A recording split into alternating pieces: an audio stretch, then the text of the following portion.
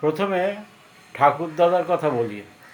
Homeopathy practice করতেন কালীকিঙ্কর ভট্টাচার্য। মহেশ ভট্টাচার্যের বই বাড়িতে ছিল। একটা ওষুধের বাক্স ছিল। শুনেছি কাছারি বাড়িতে হিসাব নিকাশ দেখতেন, তার থেকে কিছু উপার্জন হতো। জমি ভাগে চাষ করতেন, তার থেকে উদ্বৃত্ত ধান পেতেন। সংসারের খরচ চালিয়ে অর্থ সঞ্চয় করতেন। মিতব্যয়ী ছিলেন। ঠাকুরমা মাতঙ্গিনী দেবীও খুব মিতব্যয়ী ছিলেন এবং ঠাকুরদাদাকে উপযুক্ত সঙ্গত দিয়েছিলেন। ঠাকুরদার এক পিতলের গড়গড়া ছিল এবং সেই গড়গড়ায় তামাক সেবন করতেন। জলেই জল বাড়ে, টাকায় টাকা আনে, এটাই এই দর্শন ছিল ঠাকুরদাদার। বাবা জন্মেছিলেন যৌথ পরিবারে। পরিবার কর্তা ছিলেন নিবারণ মণ্ডল। প্রসন্ন মণ্ডলের 4 ছেলের মধ্যে তিনি ছিলেন কনিষ্ঠ। বড় ছেলে পদ্মমণ্ডল, মেজ ছেলে তিনি, তার নাম আমার জানা নেই, তিনি মারা গিয়েছিলেন। এবং ছেলে ছিলেন কার্তিক মণ্ডল, দীর্ঘজীবী ছিলেন না। মেজ ভাই খুব অল্প বয়সেই মারা যান। পৃথক যখন করে দেওয়া হয় তখন ঠাকুরদা রতন মণ্ডলের ভাগে পড়েছিল 20 বিঘা জমি। কালীখাল ও মঙ্গলচণ্ডী খাল ও দুনের খাল বেষ্টিত এলাকা জুড়ে 120 বিঘা জমি ছিল ঈশান ও প্রসন্ন মণ্ডল পরিবারের জমি। তখন এলাকাটি ইংরেজি ইউ আকৃতির মতো দেখতে ছিল। দুনের খালের উত্তর অংশের জমি ছিল হরিমণ্ডল ও তার ভাইদের। কালীখালের উত্তরমুখী শাখা বা হানা এবং দুনের খালের উত্তরমুখী হানা মিশে গিয়েছিল। তার পূর্বপারে তারকমণ্ডল দারিকমণ্ডলদের জমি। এলাকাটির আবাদ হয়েছিল বিংশ শতাব্দীর একেবারে গোড়ায়। শুরুতে মাত্র কয়েকটি পরিবার এখানে এসেছিল। মঙ্গলচণ্ডী খালের পূর্বপারে ছিল বাসুদেব, কাপালি, অশ্বিনী, অবনী, বৈরাগী ও তাদের জ্ঞাতিগোষ্ঠী। জগন্নাথ সর্দার, তাদের জ্ঞাতিগোষ্ঠী। আমাদের বাড়ি হরিমণ্ডলের নাটুগাজীর বাড়ি ছিল মঙ্গলচণ্ডী খালের পূর্বপাড়ার আদি বাসিন্দা হলো নস্কর বাড়ি, দারিক মণ্ডলের বাড়ি, পাঁচু আমিনের বাড়ি, ফেলি বুড়ির বাড়ি আর সতীশ মণ্ডলের বাড়ি। বাবার খাওয়া দাওয়া কেমন ছিল? শেষ পাতে দুধ আর পাকা কলা ছিল বাবার অন্যতম মেনু। শেষ বয়সে নারকেল কুড়ানো চিনি আর দুধ শেষ পাতে খেতেন। বাবা মাংস খেতেন না, মাছ খেতে খুবই ভালোবাসতেন।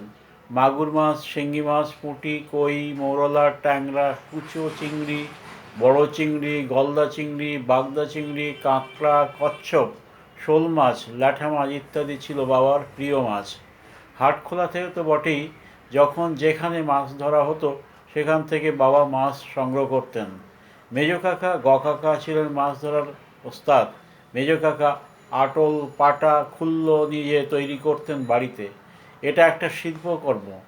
তল্লা বাঁশ কাটা এবং এক ধরনের লতা লাগত। মেজ কাকা সেগুলো সংগ্রহ করতেন। খালে পাটা দিয়ে এরিয়া ঘিরে কয়েকটি আটল খুল্ল বসাতেন। ভোর সকালে সেই আটল তুলে ঝাড়াই করে বালতিতে করে মাছ নিয়ে বাড়ি ঢুকতেন। এভাবেও মাছের জোগান আসত। ছোটো কাকা কাকা মাঠের হানায় লাফা দিতেন, তাতে ল্যাঠা মাছ, শোল মাছ ইত্যাদি পাওয়া যেত। মেজ কাকা ভাজা মাছ খেতে ভালোবাসতেন। বাবা 20 এপ্রিল 2005 সালে মারা যান। ওই দিন বাবা বাড়ির পিছনের দিকে বড় পুকুর সেঁচে ধরা মাগুর মাছ খেয়েছিলেন। বাবা মেজ কাকা খেওলা জাল বুনতেন। মেজ কাকা শিব ঠাকুরদার গাব গাছের গাব সংগ্রহ করে ঢেঁকিতে কুটিয়ে খেওলা জালের মাঞ্জা দিতেন। মেজ কাকা কখনো দুপুরে অতিথি এলে তাকে না খাইয়ে ছাড়তেন না। প্রয়োজনে পুকুর থেকে মাছ ধরতেন জাল ফেলে। তার জন্য মা মেজ কাকিমা প্রায় কড়া কাঁখা দিয়ে খাওয়া সারতে বাধ্য হতেন।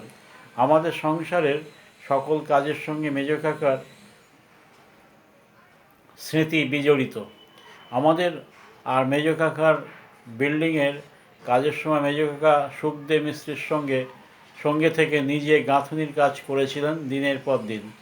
এই সময় আমাদের সবজি বাগানে ওলকপি, ফুলকপি, বাঁধাকপি ছাড়া বিট, গাজর, বাঁধাকপি, বিট, গাজর, শালগমের চাষ হতো। আলুর চাষ হতো। মেজ কাকা শীতের সবজি চাষে মূল উদ্যোক্তা, নিজে হাত লাগাতেন। মাদায় চারা তৈরি করা থেকে শুরু করে ক্ষেত বানানো, চারা পোঁতা, গাছগুলিতে নিয়মিত জল সিঞ্চন করা ইত্যাদি সব কাজ তিনি পরিচালনা করতেন। স্কুল থেকে ফিরে কলসি বা বালতি করে পুকুর থেকে জল তুলে আমরা ভাই বোনেরা গাছের গোড়ায় ঢালতাম। আমাদের বাড়িতে কাঁটা বেগুনের চাষ হতো।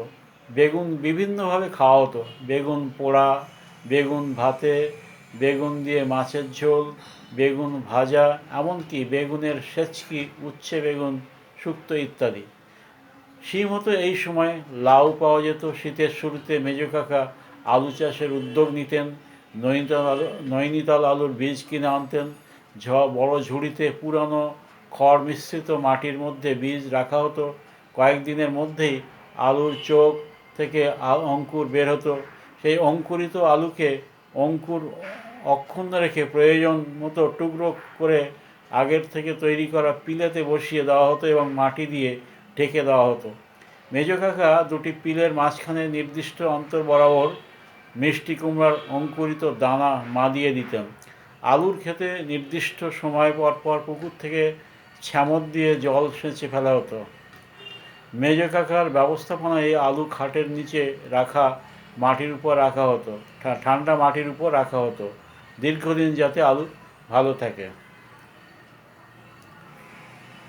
শিব ঠাকুরদা আর সূর্য ঠাকুরদা আমাদের বৃহত্তর পরিবারভুক্ত ছিলেন।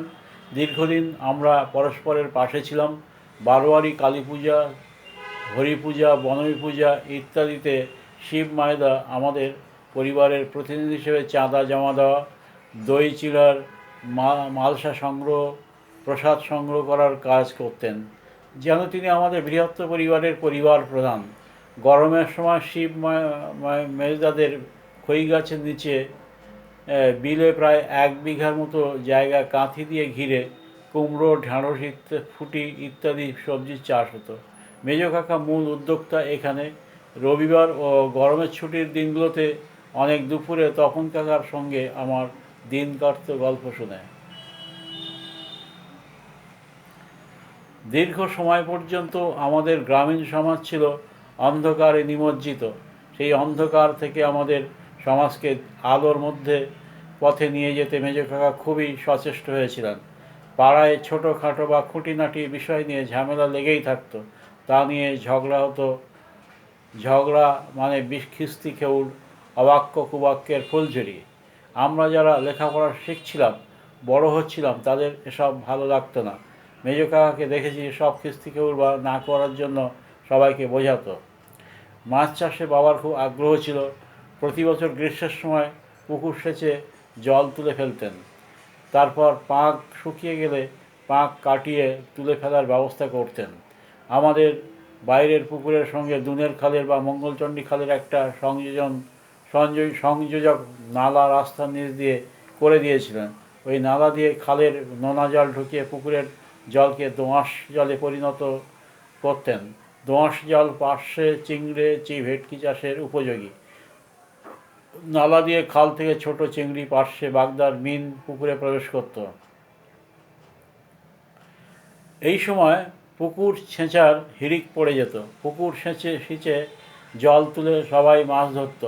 পুঁটি, কই, শোল, লাঠা, কুঁচে, ট্যাংরা, জেল মাছ, মাগুর মাছ, মৌরলা মাছ ইত্যাদি পাওয়া যেত খাল বিলের পুকুর থেকে।